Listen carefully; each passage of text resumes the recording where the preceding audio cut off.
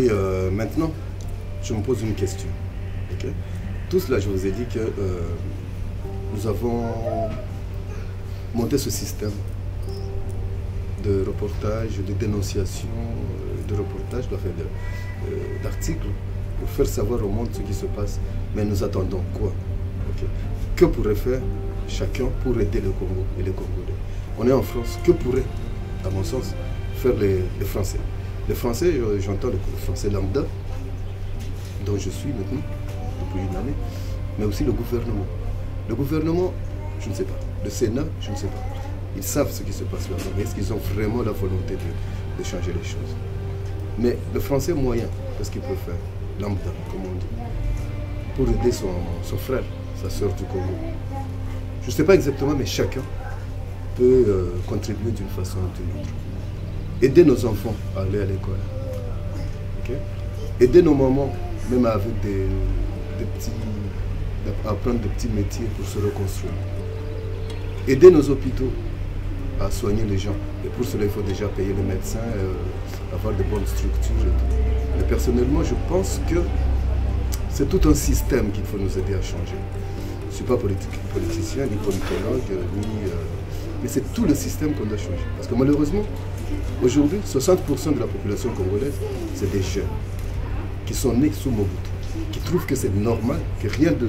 Ils sont nés sous la dictature, mais ils ne savent pas qu'ils vivent dans des antivaleurs. Comment on peut les aider pour qu'ils apprennent qu'un pays peut aller mieux que ça? Parce que la corruption, chez nous, tu es, je ne sais pas, mon directeur d'école, comme ici on dit proviseur, tu n'as pas de voiture, on se moque de toi. Tu gères des millions, mais tu n'as même pas de voiture. C'est normal, la corruption. C'est entré dans le cœur des gens. Vos mamans, par exemple, elles font des collectes, je le sais, des collectes de médicaments pour envoyer là-bas.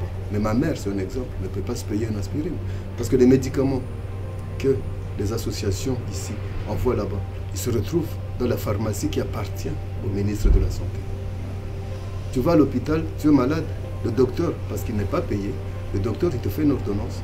Il dit, je vais te soigner avec le médicament que tu vas acheter, mais seulement dans cette pharmacie-là. Tu l'achètes ailleurs, tu n'es pas... Parce qu'il a son restaurant, je ne peux pas, il a son business dans cette pharmacie, si elle ne lui appartient pas. Okay? À l'armée, quand la police, quand les militaires sont obligés de se déplacer, parce qu'il n'y a plus de caserne. Le militaire, quand il est en permutation au front, il part avec toute sa famille sur le dos. Sa femme et ses 7 ou 8 enfants. À pied. 300 km à pied, mais il croise sur la rue des camions militaires, sous la portière de quel camion c'est écrit don de la France aux forces armées de la République. Mais il le croise sur la rue. Mais les camions, ils transportent les briques pour le chantier du général. Ils transportent les pierres, les planches pour la maison du colonel. Mais les militaires, il va à pied. On dit chez nous, je ne sais pas si je l'ai dit, tous les fonctionnaires militaires, policiers, infirmiers, enseignants, professeurs d'université, tous les fonctionnaires souffrent du sida. Le salaire impayé depuis des années. C'est ça le sida. Et chacun a mis en place un système de corruption. Okay? D'où le pays ne peut pas. Les passeports, ça se voit dans la rue. Tu veux un passeport, donne-moi 100 €. Je te jure, demain, je te donne un passeport. Dans la rue. Okay? Biométrique ou pas, on s'en fout. Le permis de conduire au Congo, c'est au bar que tu achètes. Tous mes amis, je vous jure, ont un permis de conduire. Vous êtes en train de boire un verre au café, il y a le monsieur à la mairie chargé des permis qui vient, qui veut un permis de conduire, c'est 10 €. 10 $ là-bas. Okay? Vous discutez un peu, tu lui donnes, mais tu as ton permis. Tous mes amis ont des permis de conduire, aucun ne sait conduire. Okay? À l'école, à l'université, le professeur d'université qui a fait la Sorbonne, je vous jure, qui a fait Cambridge, qui a fait Oxford aux États-Unis. Okay? Oxford, c'est aux États-Unis ou c'est en Angleterre, je crois. Enfin, c'est pas le problème. Le professeur d'université, il a comme salaire 120 $ par mois, 80 €. C'est ça. Donc, le professeur d'université, pour envoyer ses propres enfants à l'école, il a fait la Sorbonne, hein? Docteur en droit, docteur en ceci. Pour envoyer ses propres enfants à l'école, il doit entretenir un petit potager derrière sa maison et sa femme élève 3-4 poules pour vendre les œufs au marché, pour envoyer ses propres enfants à l'école. Les points, ça se voit comme ça à l'école, à l'université. Ce n'est pas l'élève le plus brillant qui sera le premier de la classe, c'est celui qui a donné le plus d'argent au professeur.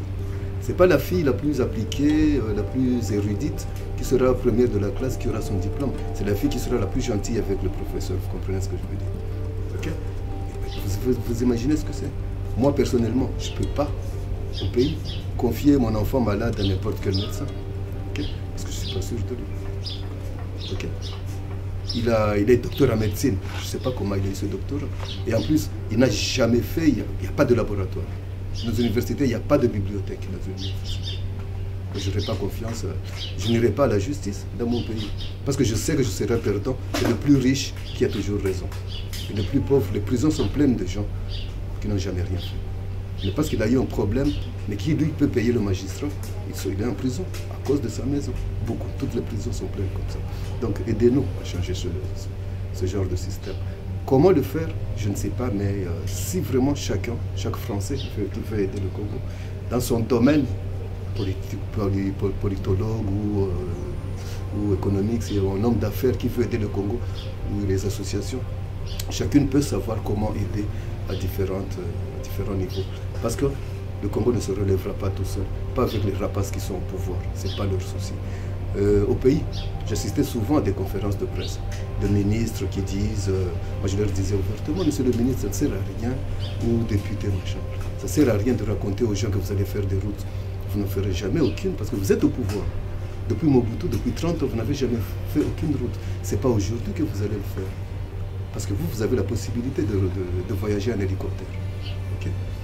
Ne dites pas que vous allez construire des écoles. Vos enfants étudient à la Sorbonne. Vous vous en foutez, ce n'est pas mon fils. Vous n'allez pas construire une école pour mon fils.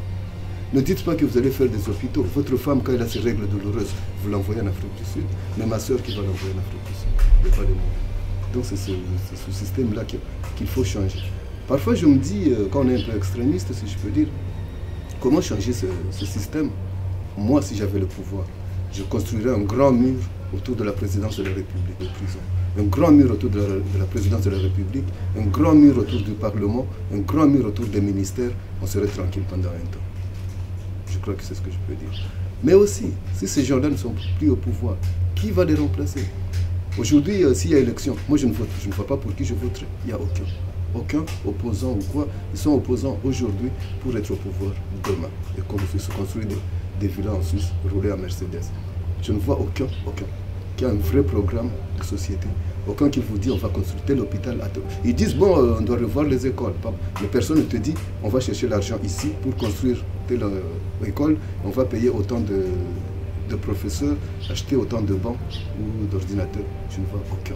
Donc ce système-là, je ne sais pas, mais il faut qu'il change. Mais comment il va changer? Je n'ai pas de réponse à cette question. Tout ce que je fais, c'est pleurer pour ce peuple et dénoncer et dire ce que je vois comme journaliste indépendant. Et je resterai indépendant toute ma vie. Jamais personne ne me misérera. Que ce soit pour l'argent, que ce soit par la torture, tant que ce peuple souffrira, je souffrirai.